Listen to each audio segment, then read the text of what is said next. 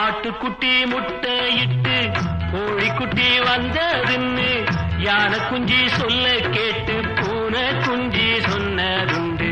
கதையில்ல சாமி இப்போ காணுது பூமி, இது மட்டும்தானா இன்னும் இருக்குது சாமி.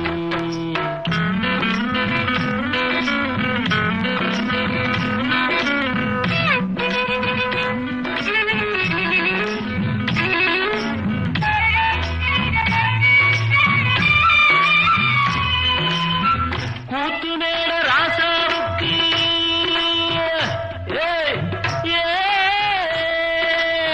கூத்துமேட ராசாவுக்கு 102 பொண்டாட்டியா, 102 பொண்டாட்டியும் பாத்து முட்டை போட்டதுவா. பட்டத்து ராணி